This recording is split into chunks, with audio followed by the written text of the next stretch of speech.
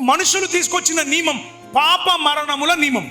మనుషులు తీసుకొచ్చిన నియమం ఏంటి అంటే, లోకంలో బ్రతికే ప్రతి ఒక్కరూ పాపం వల్ల ఒకరోజు ఎక్కడికి వెళ్ళిపోతున్నారు? మరణానికి వెళ్ళిపోతున్నారు. ఇలా మరణానికి లోకంలోకి వెళ్ళిపోయి లోకనాథుల క్రింద ఉండి, లోక చట్టాల క్రింద ఉండి, లోక రాజకీయాల కింద ఉండి, లోకాధికారుల కింద ఉండి మనుషులు జీవించడం ద్వారా, మనుషుల యొక్క అధికారాల కింద మనం బ్రతకడం ద్వారా ఒకరోజు మనకి ఏం రాబోతుంది? మరణం రాబోతుంది. ఇప్పుడు క్రీస్తు యేసు ఏం తీసుకొచ్చాడంటే, మరణం తీసుకొచ్చే నియమం కాదు, జీవం తీసుకొచ్చే నియమం.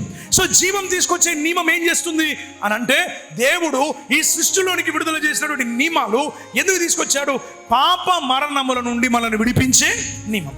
సో ఇప్పుడు ఈ నియమాన్ని మన జీవితంలో దేవుడు ఏం చేశాడు? కొంతమంది అపోస్తులు గాను, కొంతమంది ప్రవక్తలు గాను, కొంతమందిని స్వార్థికులు గాను దేవుడు నియమించాడు. కొంతమందిని బోధకులు గాను, కొంతమందిని కాపర్లు గాను దేవుడు నియమించాడు. ఎందుకు నియమించాడు? అలా నియమించడానికి గల కారణం ఏంటి? వీళ్ళు ఉన్నది ఎందుకు అని అంటే, దేవుని నియమాలను మన హృదయాల మీద రాయడానికి.